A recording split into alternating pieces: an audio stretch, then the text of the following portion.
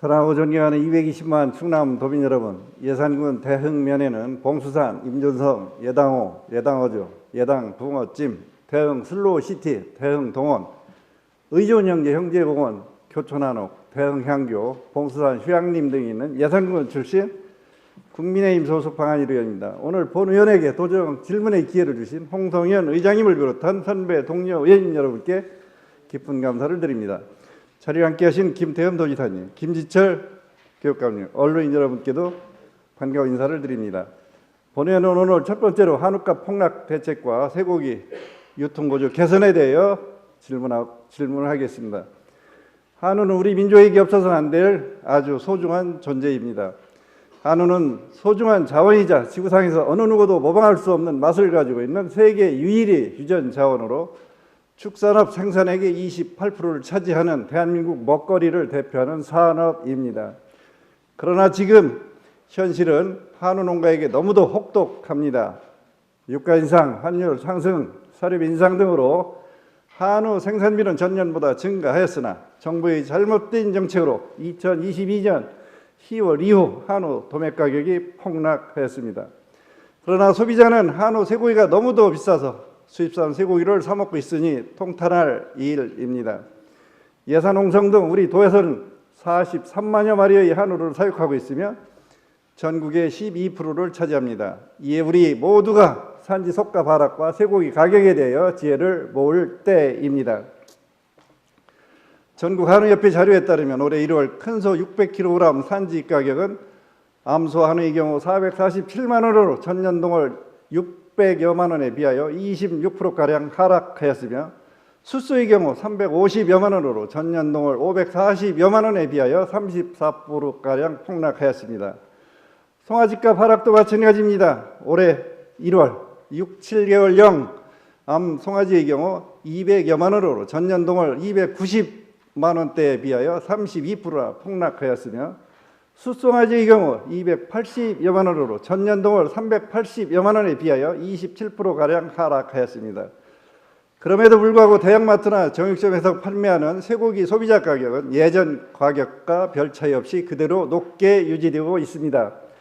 지난해 4분기 한우 등심의 도매 가격이 약 20% 떨어질 때 소비자 가격은 5%가량 하락하였습니다. 도매 가격이 떨어진 만큼 소비자 가격을 내리지 않은 것입니다. 이 때문에 소비자는 비싼 한우 고기 대신 수입산 쇠고기를 구매하고 그러다 보니 현재 국내 쇠고기 시장에서 수입산 쇠고기의 점유율은 70%대에 육박하고 있습니다.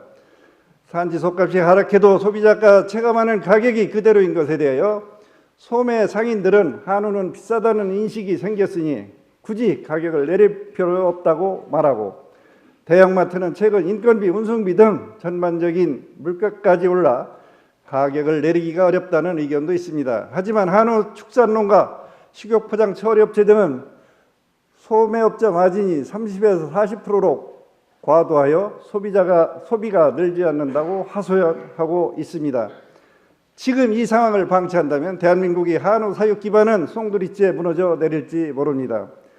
쇠고기값 폭락한 이유는 소 사육 마리수가 358만 마리로 역대 최대의 상황에서 토축이 증가하였고 금리 인상, 경기 침체 등의 이유로 한우 고기 소비가 급격하게 감소하였기 때문입니다. 이제 우리는 잘못된 제도나 관행을 과감하게 버리고 생산자와 소비자 모두에게 이익이 되는 축산물 유통체계를 구축해야 합니다. 그러기 위해서는 첫째, 한우 소비 확대 분위기를 조성하여 한우 도매 가격 급락을 최대한 억제해야 할 것입니다. 충청남도 한우협회, 농협 등의 생산자 단체와 협력하여 도매 가격 급락을 최대한 억제할 수 있도록 한우 수요를 증대시킬 수 있는 방안을 마련해야 할 것입니다. 둘째, 속값이 폭락하여도 소고기 판매 가격은 그대로인 현행의 유통구조를 획기적으로 개선해야 합니다. 그러기 위해서는 한우 도 소매가격 연동제를 조속히 제도화해야 한다고 생각합니다. 도 소매가격 연동제란 도매가격이 떨어지면 소비자 가격도 내리고 도매가격이 오르면 소비자 가격도 올리는 합리적인 방안을 말합니다. 연동제에 따른 소비자 가격 하락은 소비 확대로 이어져 전체 한우 수요를 증가시켜 축산농가는 안정적으로 한우를 사육할 수 있게 될 것입니다. 셋째, 한우 사육 마리수 감축과 중장기 수급 관리 강화가 필요합니다. 빠르게 공급 물량을 적정 수준으로 회복시키기 위해서는 시장 자율적으로 한우 가격이 연착륙될 수 있도록 암소를 감축해야 합니다. 정부는 2024년 상반기까지 암소 14만 마리를 감축할 계획이라고 발표하였지만 더 빠르게 가격 안정화가 되기 위해서는 한우 농가의 자발적인 동참이 필요합니다. 넷째, 한우 수출의 확대 방안을 모색해야 합니다. 횡성 한우의 경우 홍콩, 마카오, 캄보디아, 몽골 등의 6년여간 백회 수출로 370만 달러의 판매고를 올렸다고 합니다. 한국산 한우가 세계적인 브랜드 이미지를 갖고 있지만 아직도 수출 비중이 상대적으로 작습니다. 더 많은 수출 채널을 개척하고 해외 시장에서 브랜드 이미지를 강화하는 노력이 필요합니다. 따라서 현재 한우의 충남의 한우 농가 현황과 한우값 폭락에 대하여 앞으로 우리 도 차원의 대책과 쇠고기 유통구조 개선 방안에 대한 대응책을 도민들에게 상세하게 답변해 주시기 바랍니다. 두 번째로 충남 보건환경연구원 도민의 건강 증진을 위한 역할 기능 강화에 대하여 질문하겠습니다. 인류는 지난 역사 속에서 메르스와 사스 등 여러 질병의 위협을 끊임없이 받아왔으며 지금은 코로나19라는 신종 바이러스의 위협을 받고 있으나 많은 과학자들은 전례를 찾아보기 어려울 정도로 빠른 시간에 백신 개발에 성공하였으며 어려운 일상생활 속에서도 사회적 거리두기, 마스크 착용 및 백신 접종 등 온 국민의 헌신적인 노력 덕분에 우리는 코로나19와의 싸움에서 이기기 위해 많은 노력을 하였습니다. 그리고 이제는 기후위기인 신종 유해물질 등 우리의 건강을 위협하는 또 다른 위해 요소들에 대한 관리를 강화해야 합니다. 본의원은 도민의 삶의 질을 결정짓는 중요한 요소 중 하나는 건강한 먹거리와 안전한 의약품 공급에 있다고 생각합니다. 지난 3년간 놀라운 K방역과 함께 국내 산업 구조의 다양한 변화가 있었으며 그중 비대면 소비 시장을 중심으로 한 먹거리 산업이 크게 성장하였습니다. 코로나19가 장기화되면서 배달음식, 밀키트, 온라인 식품 등의 시장 규모가 매년 30에서 50% 정도로 폭발적으로 성장하고 있으며 고령화 및 건강에 대한 관심의 고조로 건강기능 식품 생산량이 증가하고 있습니다. 또한 의약품의 경우 최근 몇 년간 지속적으로 의약품 원료의 불순물 혼입이 큰 사회적 이슈였습니다. 즉 2020년에는 당뇨병 치료제에서 NDMA 이라는 인체발암 추정 물질이 검출되어 제조 판매 처방이 중지되었던 의약품 사고가 있었습니다. 2019년에는 위장 치료제에서, 2018년에는 고혈압 치료제에서 불순물 혼입이 검출되어 질병 치료를 목적으로 의약품을 처방받았던 도민들은 의약품에 대해 더욱 불안해하고 있습니다. 이때 충남보건환경연구원은 신속한 검사 및 대응으로 부정의약품 확산을 차단하는 데 크게 기여하였습니다. 이에 본의원은 도민의 건강과 안전한 약품 관리를 위하여 보건환경연구원의 역할과 기능을 더욱 강화해야 한다고 생각합니다. 첫째, 소비 트렌드를 반영한 미래지향적인 안전한 먹거리 확보와 의약품 사고를 예방하기 위하여 연구원의 식약품 검사 장비의 신규 교체가 조속하게 이루어져야 한다고 생각합니다. 요청하여 받은 자료에 따르면 연구원 전체 장비는 총 680대로 210억 원의 장비를 보유하고 있습니다. 하지만 이 중 24%에 해당하는 160대의 장비는 내구년한이 지난 장비입니다. 노후 장비는 대부분 그 본래의 기능과 성능이 저하되고 기능 저하 장비는 검사 연구 결과의 신뢰성의 하락으로 이어집니다. 즉 연구자의 분석 능력이 아무리 뛰어나다 해도 노후된 장비로 측정된 실험 결과는 그 정확성을 담보하기 어렵습니다. 따라서 현대의 소비 트렌드를 반영한 미래 지향적인 안전한 먹거리의 확보와 의약품 사고를 예방하기 위하여 노후된 식약품 검사 장비를 신속하게 교체하여야 합니다. 둘째, 식품 업무와 의약품 업무를 분리 운영해야 합니다. 식품의약품안전처 발표에 따르면 2021년도 의약품 시장 규모는 25조 원 규모로 역대 최고를 기록하고 있으며 특히 충남도 내에 소재하고 있는 의약품 제조업체 수는 47개로 경기, 충북, 서울 다음으로 많으며 원료 의약품의 수입 비중이 높은 우리 도는 의약품 안전 관리에 있어 선제적 대응이 반드시 필요합니다. 특히 전국 17개 시도 보건환경연구원 중 13개 시도에서 식품과 의약품 업무를 분리하여 운영하고 있습니다. 그러나 우리 도는 식약품 연구부로 통합 운영하고 있습니다. 앞으로 의약품 시장의 가파른 성장세를 감안할 때 전문성을 강화하고 품질 관리 지원과 중앙과 지방 간 균형적인 역할을 위하여 전담 부서의 신설은 시대적 소명이라고 생각합니다.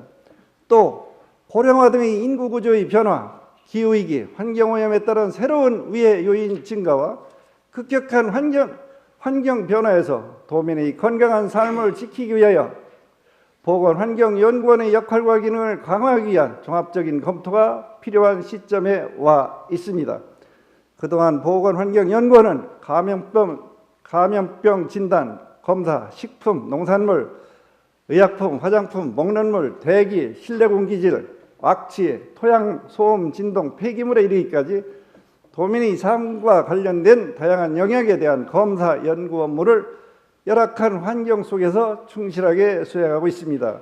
이에 보건환경연구원의 검사 장비의 현 수준과 앞으로의 개선 방안에 대하여 또 충남 보건환경연구원의 현실에 맞는 조직 개편 방향에 대하여 도민들에게 소상하게 답변해 주시기 바랍니다. 세 번째로, 현실과 동떨어진 농업용 전기 공급약관 개정에 대하여 질문하겠습니다. 최근 농사용 전기를 둘러싼 분쟁이 빈번하게 일어나고 있습니다. 화면의 사진을 보시죠. 본 자료는 지난 1월 18일 뉴스에 보도된 내용입니다. 어느 남부지방 농민이 저온저장고에 김치를 보관했다가 한국전력 검침 직원에게 발각되어 농사용 전기 사용 위반으로 위약금을 60여만 원이나 물었다는 내용입니다. 이 보도 내용은 어제 오늘의 이야기가 아닙니다만 최근 한전의 경영 상태가 악화돼서인지 한국전력의 농사용 전기 위반 사례 건수가 급격히 증가하고 있습니다. 실제로 본 의원이 요청해 받은 자료에 의하면 한전은 충남의 농민들이 저온저장고에 김치 등 농업 가공품을 보관했다는 이유로 2019년부터 2021년까지 9건, 3건, 0건 등의 미미한 수준에 이르다가 지난 2022년에는 20건으로 농민에게 위약금만 1억 5,600여만 원을 추징하였습니다. 농사용 전기는 1962년 양곡 생산을 위한 양수 배수 펌프에 처음 도입된 이후 정책의 필요에 따라 대상이 확대되어 왔습니다.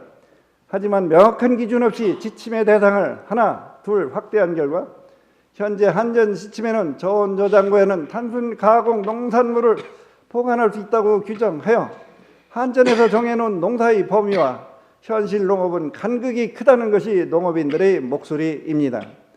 한전이 설명한 자료에 따르면 저온저장고에 가능한 물품은 쌀, 보리, 밀, 콩, 조, 수수, 옥수수, 메밀, 기장류 등 논이나 밭에서 수확해 가공하지 않은 상태의 농작물과 단순한 가공품인 껍질 벗긴 양파, 밤, 감 등의 것만을 보관할 수 있다는 것입니다.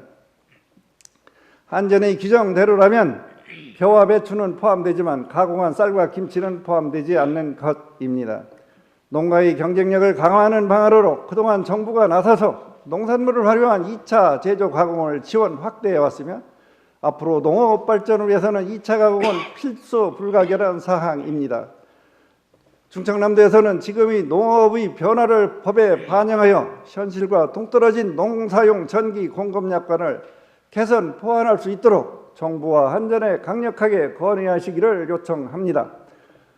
또한 한전의 현실과 동떨어진 농사용 전기의 공급 약관 기준을 현실에 맞게 개선하는 방안에 대하여 함께 머리를 맞대고 논의해 주시고 우리도 농민들이 이 힘든 시기에 더 어려워지지 않게 충남도 차원의 앞으로의 대응 방안에 대하여 도민들에게 소상하고 성실하게 답변해 주시기를 바랍니다.